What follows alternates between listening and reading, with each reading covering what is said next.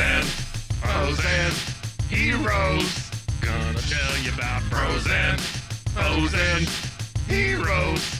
Gonna tell you about comic books, costumes, facts, boots, and other stuff.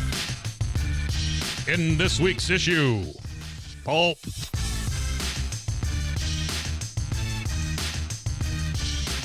Welcome into Bros, Foes, and Heroes. As I sink down a little bit, I'm Zach, joined as always by that wild Western man himself, Mr. That's Mike. That's me. Rootin', tootin', gun shooting. Pew, pew, pew, pew. Lady of the night wooing. That's me. Lady of the night wooing for sure. I always try Wooing to the at ladies. least, I don't know, have a theme with what we're going to talk about. So there is a reason. You'll see once we get to the comic we're covering today as we continue our November of creators that I'm thankful for. So far, we've covered Jack Kirby. We've talked about Daniel Warren Johnson. I can tell you that next week, we're going to do some Tom King. And I know exactly what we're going to do there for Tom King. I thought about doing... I had to change of heart, Mike. I was going to do the first bit of Strange Adventure or Strange Adventures, which is an Adam Strange story. But I know you don't know too much about Adam Strange, but Mr. Terrific actually has a huge part in that story. Like that's the first, really Mr. Terrific centric story that I read.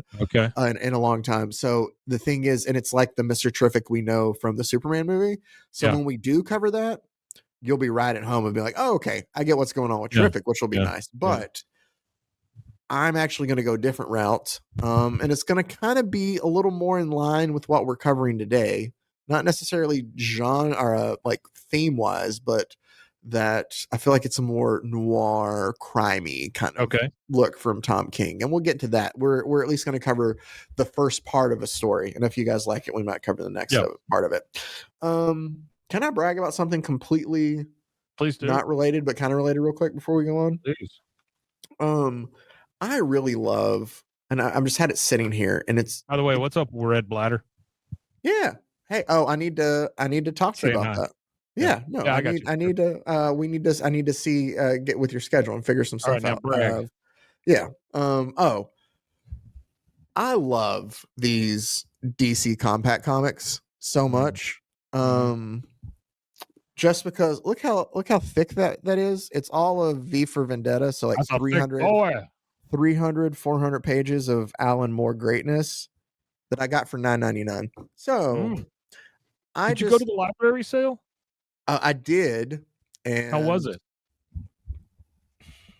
I got a flash book for us to read at some point in time. Why'd you make that face? Because working in IT for so long, first thing I think of is flash drive. No. And I was like, it's a comic book on a flash drive? That doesn't sound interesting.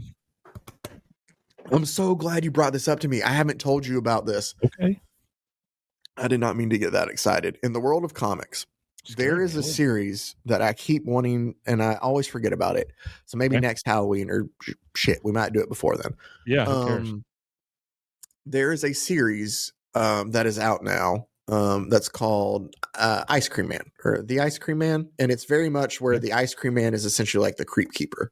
Oh my goodness. Where he is the storyteller in between, like it's another anthology series, but he's like the main thing, the Ice Cream Man, is the main. Ever see the Ice Cream Man, the movie?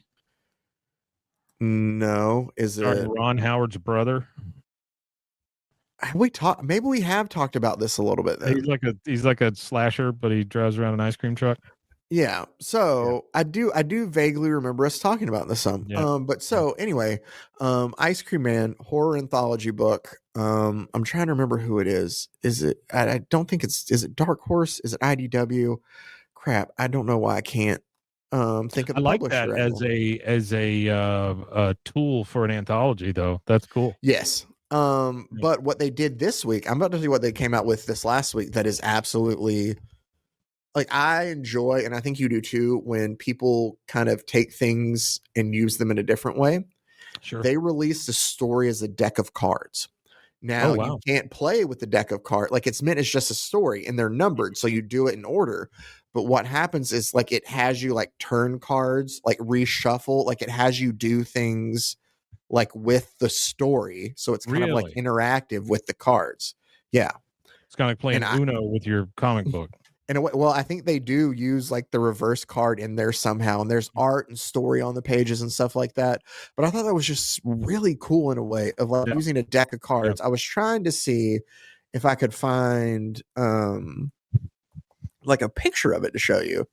But anyway, I thought that was super cool and kind of out there in a here. I bet you this is great for both radio and for I said radio. Number one, if you're listening to it on the radio, we have something has happened. That is true. Here, I'm going to insert this image file to help us out. Maybe they've run out of all programming. Ooh, so we're covering Pulp, but that's not what we're doing right now. We wanted to look at here, and I'll get our thought. Mortal Coil Shuffle. So this is what they came out with. I'm sorry, maybe it came out a little bit before that, but yes. So it's like an entire, that's really cool. And so like the spell card, it kind of looks like a Magic the Gathering card. They have narrative cards, and so I just thought it was very Image. There we go. It wasn't Dark Horse. It's actually on cards. Yes, it's on actual cards, and so it was like $10 for the deck of cards. But that's excellent. I thought that was super cool. So. I thought if anybody, Mike. I appreciate that quite a bit. That is very cool. But let's get into talking about I only have one card in my office like that. And hang on one second. No, you're fine. I was going to give a little background of what we're going to cover today while Mike pulls out that card. Oh, it's your... Which I have one card. This is Retail Worker. Oh, from the game? Yes. So this is from a game I made a long time ago called Don't Judge Me. Yes. Which Mike and I have played before. We should do that on the show. We should do that on the show. I should get something out of it other than just having to store all those things in my house. Yeah, well, I mean, I have a game at my house too. So I have a lot of we made too many card games too quickly and didn't sell any of them. So it was Grommets and Hooks. That's another one, right? Grommets and Hooks is a great game. Don't get me wrong. That is a good bar game. Because Grommets and Hooks is nothing but a deck of grommets, which if you don't know what a grommet is, think about the little hole on top of the shower curtain, the little metal piece up there. That's your grommet. The whole deck is grommet, grommet, grommet, grommet. And then every once in a while, you run across a hook. When you run across a hook, you're out. That's it. Grommet, grommet, grommet, hook. All right. I don't know how to transition from that. So we're just going to go into our story. Oh, I will add that the DC Compact comics come the first of the year in January. They're releasing a compact version of Supergirl Woman of Tomorrow by Tom King and Billiquis Evely. So if you don't have yourself a copy in January, there's going to be one you can get for $10. So I should get a copy of that because I bet because I really want to get my grandson into comics. Like he doesn't read enough comics. He's all a computer kid. Smart kid though. Well, then maybe we loves don't magnets for some reason. I don't know if that means nobody even knows what those are. No, they don't know how they work. So I'm hoping he's the guy. You know, need them for a car, I guess. Yeah. I had a cell phone, but Pelican took my cell phone and flew away. Fly, Pelican, fly. Brazos, come here. Is he in here? Yeah. Or is he? Hold on. I can make you full screen.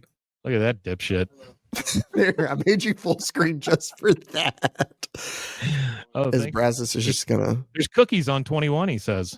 I'm on 21. Nobody told. Well, I'm recording. I'll find cookies after that. Sent them. Yeah.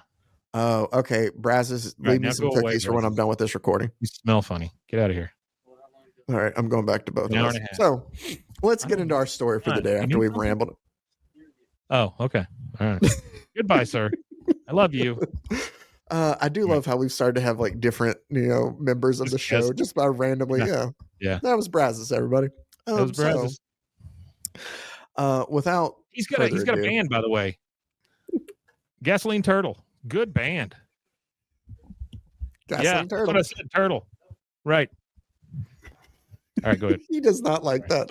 Let's dive to our story today, which is by the creative team of Ed Brubaker and Sean Phillips, which is, we have not talked about either of them yet. Ed Brubaker is such a good, like, Western writer name. Well, this is the only Western that he has that I know But of. I'm just saying, But Ed I get what you're saying. Brubaker sounds like a dude who wrote a bunch of pulp cowboy books. That's all my grandfather used to read. He would read tons and tons Louis of L'Amour cowboy books. Yeah, lots of Louis L'Amour and stuff like that. But he was also old enough to have grown up on the plains. So, yeah. You know, Ed Brubaker has been writing for a long time, and he's actually written some cape stuff too. I'll call our superhero stuff like, cape stuff. He had a long, loved run on Captain America. He has a series that I love that he did with Darwin Cook called Trial of the Catwoman that he worked on some. That's another DC Compact comic. Damn, I'm just getting everything there. You'll have to read and find out. Aww. Isn't she always guilty though of something? And guilty of being hot.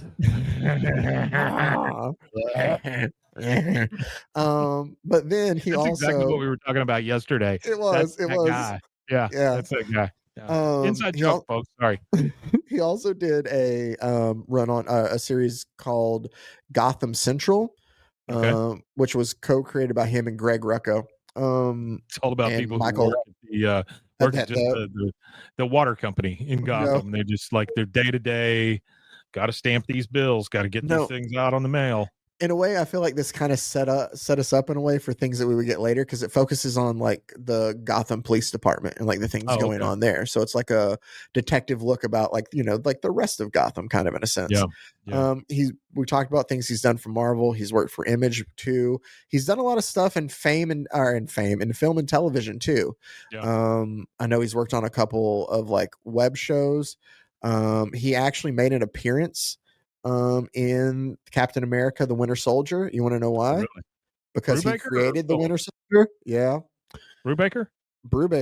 He plays I told you the only reason I know his name is because he worked on Westworld.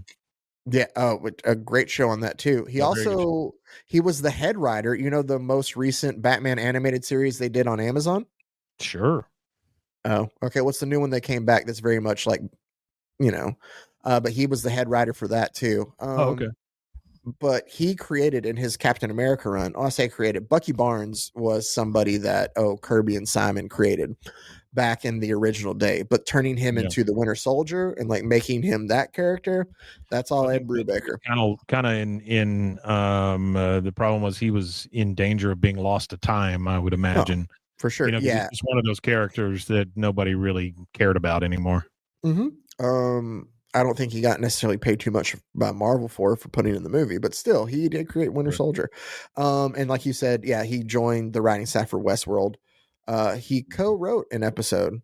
It's the 4th episode of season 1, The Dissonance Theory. I don't remember which one that is, but he co-wrote it. That's the one that's got all the dissidents in it.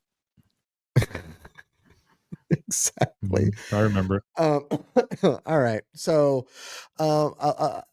a guy that Brubaker will, I guess I'm kind of focusing on not just Brubaker here, but I'm also focusing on the creative team as a whole. A guy that he works with a lot is the artist by the name of Sean Phillips, who he worked with this book here. And I was trying to look up to read. This is a duo that works on a lot of stuff. And it's not just a duo that like frequent collaborators, but it's also an award-winning duo. Like a lot of times they have won like Eisner Awards for best new graphic. Brubaker was a 5-time Eisner Award winner. Yeah. Well, I think those 5 times too, on some of them, it might just be like when he was, I know at least some of them was from the Captain America run too. Right. But I think in total, he might have a total of 12 with stuff from like him and Phillips too. I'm looking. They won best graphic album. Phillips in my office now. I know what your badge is. Exactly. In 2019, for My Heroes Have Always Been Junkies, which I almost actually got to read yesterday. I saw, which looked good. And then Pulp here in 2021. They also have a criminal series where it's like the book is kind of connected in a way. And the first one in that series in over 5 years just came out in September. So they're still putting stuff out. But what we are focusing on is the duo's work on Pulp, because I love the story this tells here, Mike, as you can't see me for a bit. There you go. If you see me looking down, it's because I am literally looking at the comic book.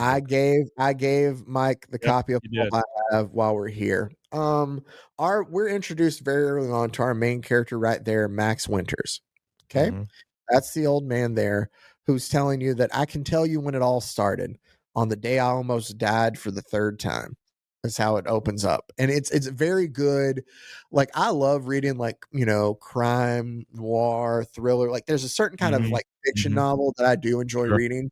I'm reading through some Jim Thompson right now. That's very much like The Devil Inside Me is very much like it's a small, like, country sheriff who has like something very wrong with him kind of thing. And I just love I don't know, there's a certain style of story, and this fits it very well. And so it opens like that, but then it takes us back to New York City, February 1939. And it tells this story about Red, this I don't know this cowboy, this kind of desperado in a way, of this, you know, kid who we find out, and I'm kind of giving you a little bit more than what we're told here at the beginning, but, you know, like, was part of like a gang who, like, you know, robbed stagecoaches. Like a Billy the Kid or something like that, where he had all of his lackeys with him and all that. Yeah, he had a group. Well, right now it's the last two of them. It's the Red River Kid, and I can't remember his partner's name right now. The Blue River Adult. The Blue, no. There's a last gunfight, all of this. But we do get, like, we're cutting to real life then from this, and we find out that Max is a writer. So what we've just heard before, the story was just him telling. This during the same time, or is this up to date? This is during the same time. We're current day. Okay. This is 1939. This is 1939 New York. Okay. All right. What you saw before, as you see, it's a story, a pulp story that he has turned into his editor. I see. Okay. So you see what's going on That here? Makes sense. Yeah. And that's while he's reading, like, it says the last line again, which so few gunslingers do. And he asks him, he's like, well, what do you think? And he's like, well, aside from that ending, it's okay. Our readers don't give two shits about going to Mexico. They want him to go out and, like, have, you know, more fights. Kind of sounds like you've got Red and Heck is the other guy's name. He's like, you've got Red and Heck retiring here, Max. And he's like, well, no, not exactly. But, like, I do want some stories about their later years, you know, like kind of how their lives were a tapestry and all this, not just all the shoot ups and stuff that they have every single issue. And his editor tells him to develop his characters. Exactly. He's been writing for a while. And his editor tells him, this mag is called Six Gun Western, Max. Our readers want shoot 'em ups. Like, they don't care about this character tapestry stuff.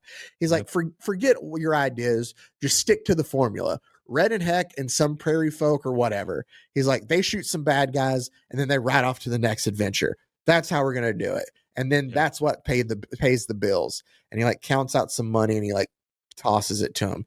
And he tells him, though, here's your $12. Well, he goes, and speaking of, our rates went down 2 cents a word. So I can only give you $120 this time, is what he tells him.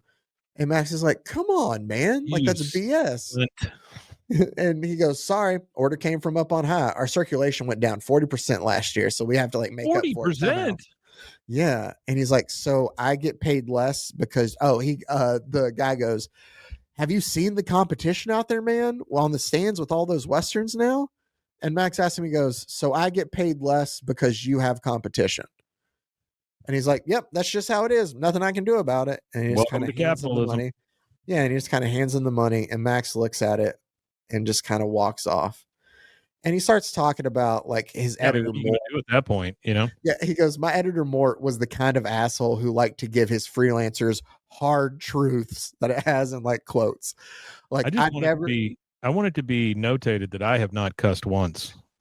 It's been me. It's been me this time. All right. Even though I've waited till like 15 minutes in to drop an F-bomb. It's in the issue, but and it is in the issue too.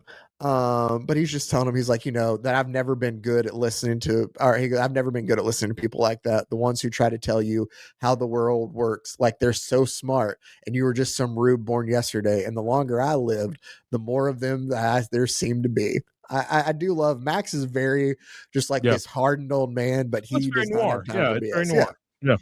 You ever know any rubes? Well, it is 39. So he's taking the subway to go back home, and he notices these kids. It's a young Donald Trump down there. The one in the coat, picking on this young kid that's down there. Yeah. And they're just kind of like, I don't know. He's like, oh, why? Let's see your curly locks. It's a Jewish kid down there. Jew, yeah. And they're picking on him, and and Max goes, come on, guys, why don't you just leave the kid alone? And they tell him to mind his own business. And like the guy goes to run away, like, so they'll quit picking on him. And he like comes back and he's like, I said, like, leave him alone. Everybody's here has had enough of your crap. Just like, let it go. Yeah, Donald. And what happens is the kid kind of sucker punches him. I'm not going to say all the words that are on here, but I don't give because they're all there. Ooh. Yeah. If you're in the good place. And the kids just start beating up on Max. Yeah. He goes, I'd been in a lot of fights in my life, but the last time I took a punch was probably 1922 is what he says as he starts to go down. And as he realizes he's having a heart attack. Yeah. While he's getting like beaten up. And so he can't really do much. The guys just end up stealing his $120 that he just got from his editor. Yeah. Yeah. And so now he's there poor. And he's like, just before I blacked out, I remember thinking, if I survive this, I'm going to be really pissed that I lost that $120. And then he blacks out. Yeah, I like that. And he talks about the first time I almost died was back in 1892. And he talks about how that they had got caught in what's going on here. They got caught in a range war between two cattle barons. And they had sent a squad of hired guns to burn us out in the middle of the night. And when we tried to escape, they opened fire on us, and he got shot in the back trying to like flee from that. And doctors had to mend him up, but he finally managed, and he learned like how to come back from, had to walk with like a, cane and stuff for a bit. Yeah. But then months later, him and Spike is the guy that's with him, went back and they found the man who had killed his brother. Like he got out, but they had shot and killed his brother. And then after that, my life rarely went down the road that I expected it to go. Mike, you said that you think you know what's going on. I'm going to ask you just before we get there, what do you think's going on? Well, I think this guy keeps reliving his life, but at different times in history. Okay. And I think that the cowboy thing is just him telling his own life. Okay. So that's what I think. I don't know. No, maybe I like that. That's sci-fi than that, but no, I know it's not. I think that's a little more sci-fi than what we're going for here. Okay. But so the doctor kind of like he wakes up and then, how about that? Exactly. Yep. He tells him that, or he comes to. They only keep him one night in the hospital, and apparently it's just a minor heart attack. And the doctor gives him something. Tells him to take 3 of these every morning, cut out alcohol and smoking, and you might get some extra years out of that old ticker, as he gives him some pills. And he goes, but for those scars on your back, seems like you were already on borrowed time, is what he tells him. He's like, yeah, well, aren't we all? And he like kind of goes back out into snowy New York, and he thinks like, after they release me, I remember I don't have any money, take the taxi or train. And I'll be honest with you, this is the first time that I ever really felt old. Walking home from the hospital the day after I had a heart attack. Huh? Is he a vampire? No. Okay. So he's walking and he's kind of thinking through life as he's doing this. Like, no, do it. He's like, I never really thought about my heart before. Like he's I just taken everything else through. But with every step of that walk, I felt my heartbeat vibrating through my entire body. So like, sure. His mortality is something that's like he had never really thought about too much. It's definitely in his forefront now. He just had a heart attack. He's having to walk through the snow home. Like he's thinking like, man, this is a lot to take on. And he's like, I hadn't been scared on the train platform. I was just in too much pain. But now fear gripped me and it was unexpected because for a long time I thought I would welcome death. And he's thinking like, now I'm kind of scared of it. Yeah. We do see that he lives with a woman named Rosa. There is some sort of romantic relationship between the two of them. Okay. I think he found her later, I found her later in life, and the two kind of lived together, and she helped take care of him. Where is it? She finds out. He tells her, like, I got mugged, and she's like, it doesn't matter. It was just money. Like, I'm more happy that you're kind of alive and okay than anything. But he can't tell her about the heart attack. Like, he's afraid that she'll worry about what will happen next and like what they're going to do next. And he doesn't want her to worry because, like, he tells this sort of like, he thought that he was kind of just like done with life. Like, life was just going to end the way it was. But Rosa has like other plans. Like, where does he go? He goes, I'd looked further ahead than next month's. Like, he didn't look forward to a future. He just lived as he went. He goes, I don't think many people like in these tenements like had really looked past the next month. We're just living month to month. But Rosa was different because she had in her plans, like, there was going to be a time where she wouldn't have to worry about chores anymore. And they'd have a nice little house out in Queens where her grandchildren could come and visit her. And it'd finally be like worth everything to where she could finally relax. And so Max doesn't really have it in his heart, the fear of his heart attack that had left him, like, he's worried that he's not going to have anything for her then. Like, he could die and then she'd be left with nothing. And so that becomes another worry for him. So he quickly writes sorry, this chair's kind of hurting my back. He starts to write another story and goes to turn it into his editor. And when he goes and he turns it in, the editor tells him, listen, I'll give it a read, Max, but I've already got 3 more Red River Kids stories lined up. And that's on top of the one you turned in the other day. And that's where Max like, what are you talking about? And he goes, here, come with me. He's like, remember how I told you that the higher ups like wanted us to tighten our belt, have to not charge it or pay as much? He's like, yeah. He goes, well, this is his nephew, Sydney. Sid, meet Max Winter. And the guy's like, hey, nice to meet you. Love your stuff. And he goes, Sid here is writing inventory stories for us, and I only have to pay him a penny a word. So now we just have stories just stocked up. And Max is just like, but the Red River Kid, that's my character. And he goes, do you not read the payment voucher? We own the rights, Max. And with your health issues now, I mean, I got to protect our investment, is what he tells him.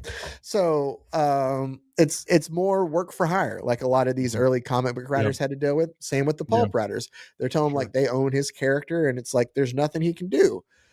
And it hits him again, like nice, like, heavy hit to the chest, and he can feel it. And I do love like when he's having moments of like he's starting to, like, maybe a heart attack's coming, the font on everybody else, it's blurred. Like, you can tell like he can hear it, but he's not really like paying attention to it. And I love small things like that. Anyway, so he doesn't know what to do now. Like, he's lost his cash cow. He's worried about his health. Like, what's going to happen? He goes back to, or him and Rosa go to the movies. One thing, here's what I will say. We talked with our Daniel Warren Johnson that he didn't need to bring up the symbol. It is eventually brought up here, and you'll see just because it is a time and place of where we are in the world. So it follows with it story-wise. But while they're waiting for the movies to start, they're doing the whole like newsreel beforehand, right? And so they're getting an update on Europe and what's about to start off the beginnings of World War II, like the invasion of Poland and all this is going on. Right. So it's like a newsreel of Hitler.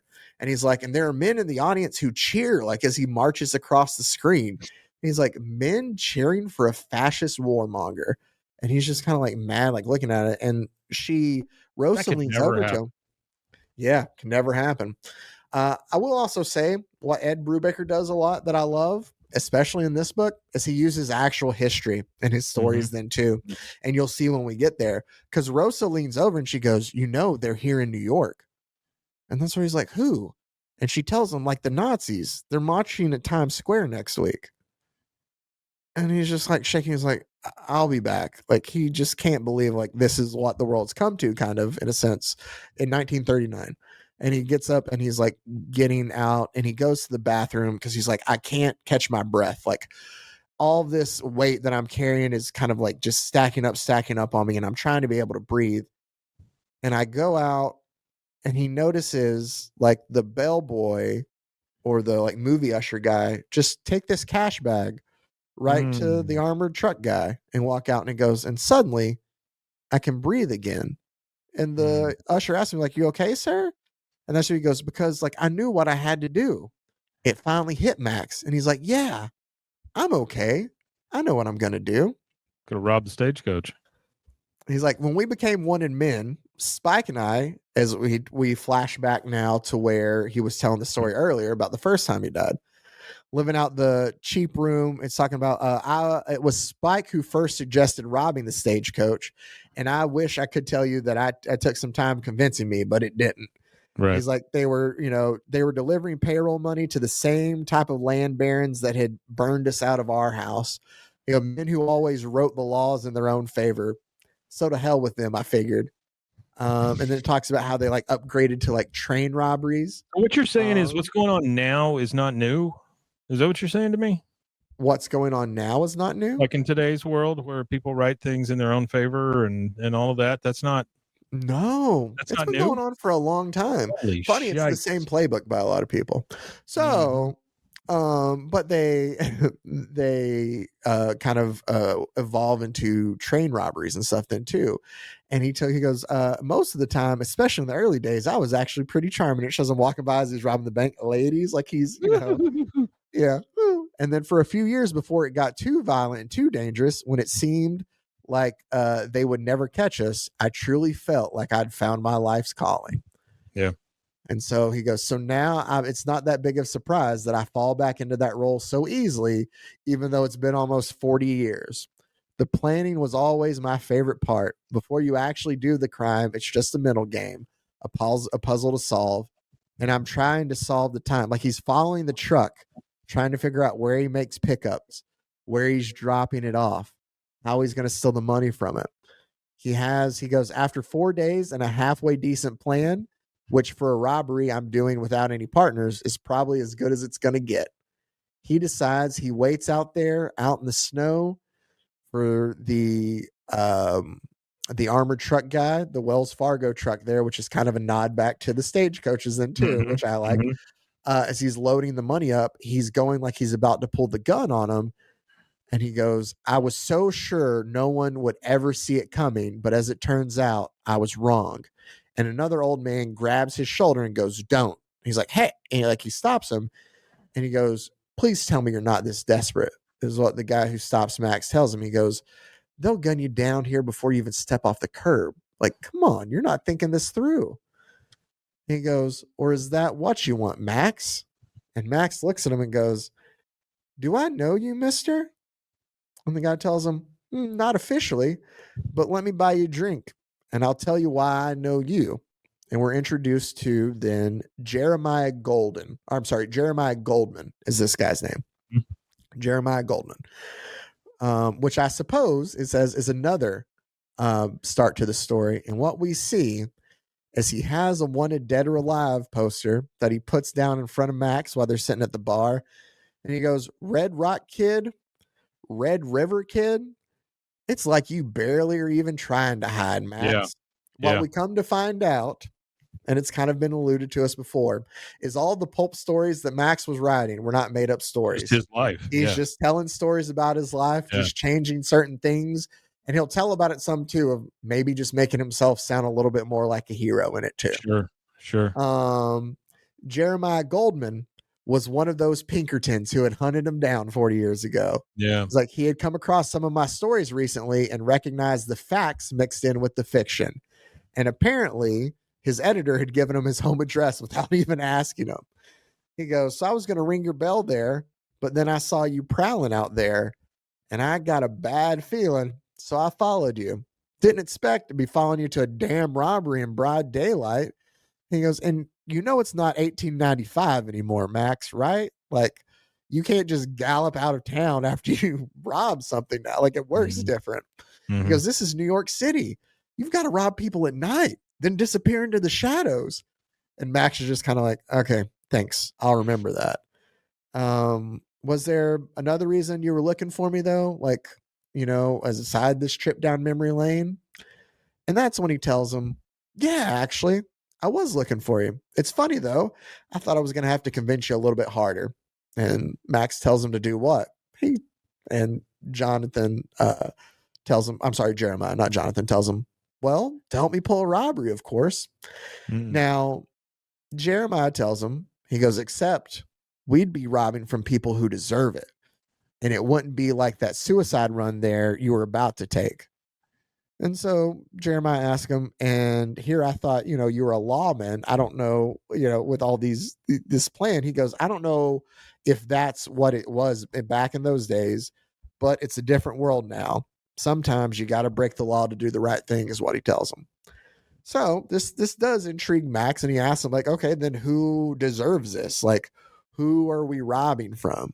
And that's where Jeremiah takes a nice long puff from a cigar and tells him, the effing Nazis. So effing Nazis. He takes him back to, like, his Jonathan does. I keep calling him Jonathan. Jeremiah does, to his apartment, and he kind of tells him this plan. And you see, like, he's like, they're having this giant. Turns out he didn't mean like the Nazis over in Germany. He meant the ones here in New York. The Nazi Bund was having a rally on Monday at Madison Square Garden, which actually happened. There was. And like there's a part, I didn't include it in the story, but it is in the comic there. If you turn to the very back once you get there, of like some of the actual pictures and stuff that they used when they were preparing for it, and the newspaper clips and stuff like that. So it's really cool just to kind of show. That is cool. And he tells him, he's like, see, Jeremiah tells Max, there's this girl who lives on like my third floor, and her older brother's one of them. He's in the Nazi Bund there. And this guy, he's a real shithill, like worst of the worst. He's always punching her around, roughing her up, and like, you can hear him yelling her through the walls. It's awful. He goes, so I started shadowing him one day, seeing if I could just catch him slip up, just to kind of help her out, of like just waiting to find something to put him away for. He goes, and that's when I noticed that he hangs around this storefront on the Lower East Side, and every Wednesday, him and another guy load a bunch of boxes onto a truck, and they take that truck over to the docks, and they ship bound for Germany. He tells them, and then I paid one of my contacts over at Ma Bell. I thought you would like that. Yeah, Ma Bell. To let me listen in on the store phone's calls, and it turns out what they're shipping? Cash. They get all these people from all over America sending money in to help fund, this MF for Hitler. And then he goes, they might be doing some spying too. I can't tell, but like for sure as hell, they don't need this. Like we can take this off their hands. And Max goes, well, why not just take this, to your old pals at the Pinkertons, or like the team, like, one of the government agencies. Yeah, sure. And he tells them, because none of them give a shit what I have to say anymore. He's like, you're the only one listening to me, Max. At least until I find some evidence. Like, this is just me following. Like, I know what's going, this is, unless I give them some hard proof, like, you're all I got. And he's like, so are you in or not? And Max thinks about it, and he decides eventually that he's going to be in. So the two of them stake it out, and they have this plan through. What they're going to do. Like, they work up a plan of what they're going to do. I do like the back and forth between the two of them. At some points of just conversation, because there's one where he just Max asks Jeremiah, he's like, did you ever get close to actually catching me? And he tells him, he's like, no, well, it came close one time outside of Denver, shot one of your guys off his horse. And Max goes, oh yeah, Laney Barkin, I remember that. And he looks at Jeremiah, goes, hell of a shot, right through the back of his head, man. And Jeremiah just kind of hangs his head and goes, yeah, sorry about that. And Max goes, don't be. I hated Laney, man. He was a bastard. It's just kind of, yeah. He's like always looking for someone to shoot. Had to stop him from doing worse to a woman one time. And he's like, I never understood men like that who just wanted to hurt people, laughing and pain and suffering. And Jeremiah looks at him and he goes, and now there's whole countries full of them. Yeah, now there are again. Yeah. So he's like, I don't imagine everyone in Germany, he tells him, is a Nazi. And he goes, powerful men just like to have mobs around them, like the enforcers the cattle barons use. They never cared who they hurt or burned out.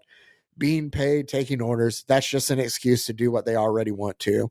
Yep. And that's where Jeremiah tells them, damn, you're one bleak son of a bitch as they walk off. He's one realistic son of a bitch. It is, but like I love Brubaker's like conversations and stuff where the characters are great. So no, it's good dialogue. It really is great dialogue. They go back to plan the robbery at Jeremiah's apartment, and they pass Franny, who is the guy's sister that he was telling him about. You can kind of tell. And he asks her, he's like, oh, is that Franny? And Jeremiah goes, yeah, you can tell because the black eye. But she's a sweet girl there. But they're Jeremiah's apartment planning, or tenement planning everything.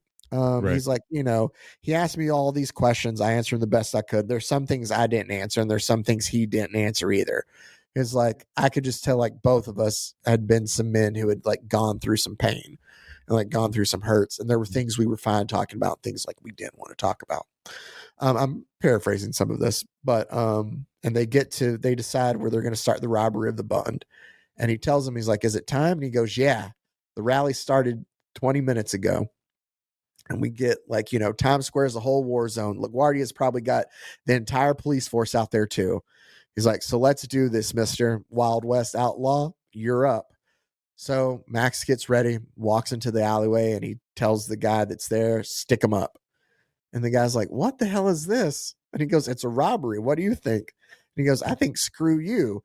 And Max is like panics because he thought that the kid would obviously just, go down. And Jeremiah goes, Max, move. And he pulls him out and he shoots the guy.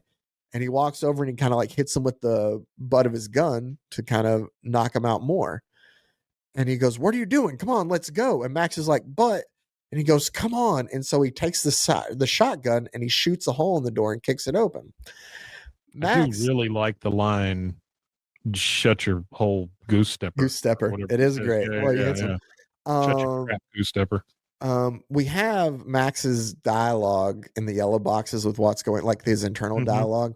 Right. Because back when I was a kid, my dad used to say this thing about how even the best laid plans of mice and men can go wrong. But that's not the problem tonight, is what he says as he goes in. The problem is Jeremiah isn't following the plan we made. And now that we're inside, it seems like he's got a whole other agenda, is what it says. Because when he goes in, he tells the guy, where are the ledgers? And he's like, I don't know. He's like, don't lie to me. Or he's like, do you want to die? And he's like, the safe. And he takes him over to the safe and he has him open the ledger book. And he's like, cover me. Scary. And he's like, cover me. And Max is like, he's holding the gun and he's so confused. And he looks, he goes, the funny thing is how long it takes me to realize he's been lying to me this entire time. And Max holds the gun on him and he goes, where's the money? And the guys are like, what money? And he turns and he looks over in the wood boxes. Yeah. And it's just propaganda leaflets. And Max goes, don't worry about that. Just watch the men. And Max kind of holds the gun a bit. He's still holding it on him, but not at attention. He goes, but with the realization finally hit me, I just think, of course, why would I trust a Pinkerton agent? Is what he says there in that moment. Yeah. And he goes, there's no cash in here, no money to send to Germany. And the guys are like, what are you talking about? And about that time, he pulls out the ledger. And he's like, yes, this is it. And then Max goes, and I almost want to laugh. Like I said, it's funny, but then my heart is pounding in my head again and I'm sweating. And this room is just another place where I don't want to die. And he's starting to act like he's having another heart attack while everything's going on. Because things like the stress and everything getting to him, of it all going out of hand, it's not going to plan now. Yeah. So they run out into the street after being chased by the other guys in the Bund. They hop in the car and Max is driving. He's like, he says, he keeps running and and then it just keeps like tightening. He's like, his chest tightening more and more and I can barely breathe. And Jeremiah's, come on, they're driving after us, Max, just keep going. And he's like, I'll deal with this. And he's like leaning out, shooting at him. He's like, we got him. We can slow down now. Max, oh shit. And you see like the blurry thing again as he clutches his chest and he like falls forward into the wheel. We get a throwback then of where he's kind of telling him, like, I suppose more than anything, it talks about the last time like he tried to like take it easy. It was him and his daughter and Spike from back in the day, and Spike just could never. And so, like, he had a problem of just being able to settle down and grow old. So Spike eventually drank himself to death in 1915, and then that was a few years before Influenza came out, and 15. That's a few years before Influenza came in and took out everything else, including his daughter. We find out, and he got sick too because he goes, "That was the second time I almost died." So it's like, "You awake, Max?" What? And he finally comes to, and Jeremiah's in his office or in the hospital room with him. And he's like, "Hey, did you know that you got a heart condition?" It's a beautiful hospital room too, by the way. Huh? So it's a beautiful hospital room too, by the way. Oh, the way, yeah. No, Sean Phillips art through all this too. Something I didn't say, I love how he makes it like when we have the throwbacks. Part of it, yeah. Yeah. But how like the throwbacks are different art compared to nowadays. Well, it's almost like it's a stamp over the background too. Yes. Cool. Yeah. Absolutely. But he's like, "You son of a bitch. Was there ever any money?" And he goes, "Yeah, there's money, just not in that office. It gets transferred by the International Bank. But the offices that we're doing the accounting is done, records and who donated and how much." He goes, "You won't believe how important Americans are. Excuse me." He tells him, "But that office is where the accounting is done. Records of who donated and how much. You won't believe how many important Americans are secretly Nazis, Max." And he goes, "That's what you were after this whole time?" And Max tells him, he's like, "You should have just told me." And Jeremiah goes, "No, you wouldn't have gone along with it. It'll never be the same to you. Your last name isn't Goldman." Yeah. And so they just kind of sit there in silence for a second. And then he looks back at him and he goes, "I know how he goes, "You know how I lost my job? It's because Henry Ford didn't want a Jew working his account. And my bosses were fine putting me out to pasture." Mm-hmm. He goes, "See, it's happening over there." Happened as well, yeah. It did. He goes, "See, it's happening over there. The camps, the ghettos. We see it in a newsreel like it's some distant thing that will never touch us." Yeah. He goes, but this hate, it's here too, Max. So yeah, I used you because these evil monsters just can't get off the hook." Yeah. So he tells him, he's like, "They need to be exposed for what they are." And Max tells him, "And I thought that I was the naive one in the room. The hook is for guys like us, Jeremiah. We're the fish, not them." He goes, "Nothing in that ledger is going to make a difference." He goes, "You'll see the monsters always win." And Jeremiah kind of smiles at him and goes, "Well, maybe not this time." And about that time, the doctor comes in and he goes, "He's awake." Sorry. By the way, Jeremiah, just because the monsters always win doesn't mean you shouldn't keep trying. Exactly. And so the doctor's like, "He's awake." And he's like, "Yeah, doc, just give me one more minute." And he tells him, he's like, "Hey, here's this for you." And Max goes, "What's this?" He's like, "It's a deed to a house in Queens and a bank account with $8,000 in it." He goes, "It's not a box full of cash, I know. But at least you didn't almost die for nothing," is what he tells him. Well, I mean, that's kind of what he was doing it for anyway. No, he was. I mean, he was doing it for just the money and then like the house. Well, I'm saying he helped and he got his house out of it. Oh, yeah, no, true. And so as he's sitting there, he's like, the doctor's talking to me. He's like, but I'm not paying attention. I'm instead thinking of everything that like Jeremiah's told me. Because he tells me, like, he wouldn't put money on me being able to walk up a flight of stairs. Or like, he didn't know how much time I had. I need to take it easy. And it says, I'm looking at the papers that Jeremiah left, trying to believe that I'm actually have a way out of this trap. And for a second, I even imagined like, sitting on the hammock, reading Rosa with her house and this great moment. He goes, but I'm done being a fool. So the next day I go see a lawyer and put everything in Rosa's name. And he goes back and he goes, that night for the first time in a long time, I feel like I've earned what I've been given. And then it talks about, but I find myself like thinking, Nazis, so I mean, yeah. He goes, but I find myself thinking about Jeremiah Goldman, and I couldn't hold a grudge on him for lying, or maybe even giving me a second heart attack, and not just because of the house and the money, Spike would have laughed to think any of the Pinkerton men on our trail actually believed in justice. But there was no denying Jeremiah truly did. And the anger in his voice that day stuck with me. I think I could recall feeling that angry at the world once before. I just wanted to escape it all. And then a few weeks after I got out of the hospital, something else happened. And it shows him drinking his coffee. On front page, it was all about Hitler invading Czechoslovakia. But on page 2, I saw another story. And it says, Nazi-linked banker resigns in disgrace.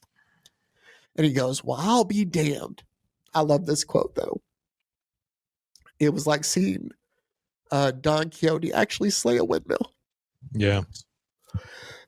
So he's like, nice work, Jeremiah. He's like, so I figured I'd buy the man a drink, congratulate him, maybe even admit I was wrong. And he gets there and he's confused.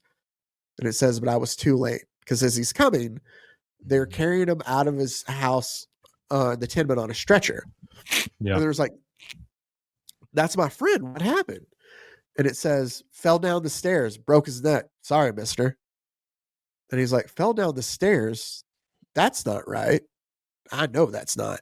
Mm-hmm. And he goes, and so does the girl crying on the 3rd floor landing. And he walks back in and he goes, Franny, what happened? Tell me the truth. And she goes, my brother, he was hitting me and he was so mad. And Mr. Goldman, he tried to stop, but my brother and his friends, they just called him an old stupid Jew, and then they threw him over the railing. Yeah. And he goes, I'm sorry. He was such a nice man. And she's like crying there. Yeah. Sure. And Max asks him, he goes, what's your brother's name? And she goes, what? No, you can't tell the police. He'll kill me. And he goes, I'm not going to tell anyone, Franny. I just need you to give me his name. Yeah. So it goes back and he's in Jeremiah's apartment and he's looking through everything. And he goes, I find everything I need for what comes next. My pistol from the night of the robbery, his sawed-off shotgun, and the map tacked up on the wall. The other places where Franny's brother and his friends can be found. And it has the Bohemia Bear House Bund Only Club that's there. Bohemia Bauhaus Bauhaus, sorry. Yeah, Bauhaus. And so he goes, the strange thing is, I don't even feel like I'm making a decision here. And he walks up to the door. He goes, maybe it's what I said before, how you always feel like you're the same person you used to be somewhere inside. And the guys at the door is like, can I help you, mister? And he tells him, yeah, I'm supposed to meet Arnie Weber here. Mm-hmm. And he's like, oh yeah, no, that's him by the bar. He's like, all right, thanks. See, when I used to tell my daughter about my outlaw days, this is Max talking. He goes, I always made me and her uncle Spike out like we were somehow the good guy, like Robin Hood of the frontier. And that's where he walks up to him and he goes, are you Arnie? And the guy goes, what? And he goes, I said, are you Arnie? And he's like, who's asking? And I love the thing here. I'll read her part. He goes, and when I write my stories, I do the same thing, partly because it's like I'm still talking to her, but I'm surrounded by all my other ghosts who know the truth. We weren't heroes. We were killers. And somebody goes, I said, are you Arnie? Yeah, who's asking? And he turns around and he says, a friend of Jeremiah Goldman's. And then we get cut between what's going on in real life and him back in the day as he just starts he literally blew that guy's head off. He did. As he just starts kind of shooting up the club kind of in a way, for lack, I don't know how else to say it. He goes, that's the reason we survived so long, because this world belongs to the monsters. As he's shooting everything up. He goes, but Jeremiah was right about one thing. It shouldn't. And so it shows him kind of getting shot there at the end finally. Yeah. As he's laid waste, he goes, anyway, that's how it all happened. And that's how it ends our story. That's very cool. Yeah. No, it's a badass story, man. That's a very good story. Yeah. Very nice. So I read a lot more by the two of them because they're a tremendous creative team. So I can't recommend anything you want to go pick up. I also read the most recent one of theirs I read was Night Fever, I think, or something. It was weird, but it was good. Like everything got picked up by them. I've fully enjoyed. But there you go. That was Pulp by Ed Brubaker and Sean Phillips. As we continue our stories by creators I absolutely love and that I'm thankful Criminal, for, man. Fatal, Kill or Be Killed, The Fade Out. My heroes have always been junkies. Are on the back of this as the ones they. And that's 2021. So they've worked on a lot more since then. The Criminal series, again, had a new book that just came out recently. Yeah, pick yourself up some Ed. Like, again, I can't recommend a lot of these stuff. I promise we're going to do more silly stuff in December. We're focusing on good stuff here lately. But, yeah, it's good. That's the thing about this show is we go from one to the other. We do, but it's a whole month of good stuff. So we don't necessarily. It's harder to make shorts out of these. I have to go back and make shorts out of old stuff where we're done. Sure. But we will have Tom King coming up next week, and then we just did specific things just for the shorts that you could make. So, like if I went, but then he came out of the closet, and then no, you just use that part, or like, but Batman was there the whole time. You know, something like that. Now right? I feel like I'm Sam Reich, and I've been here the whole time. That's right. I'm Sam Reich, aka Batman, and I've aka Batman. Oh, I feel like hopefully he would appreciate us or calling him Batman. There is a whole there was a bit that I saw the other day of if Batman would vote, like how Batman are. Yeah, and it was just hilarious of how, you know, you can argue that Batman might be slightly fascist in some iterations, but not the absolute Batman one we covered. No. There's also a bit of and I didn't mean to do this on purpose, some similar story arcs through both the stories in this week without that was purely done by accident. But all right, that does it for us. That was Pulp. Thank you guys as always for taking the time out to listen, to watch everything, comment. Can't thank you guys enough. Also make sure to check out Rogue Media Network and all the other great shows on the Rogue Media Network podcast family. RogueMediaNetwork.com. Con everybody.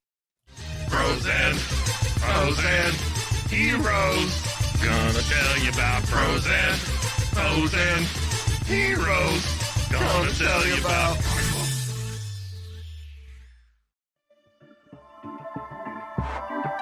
This has been a Rogue Media Network production.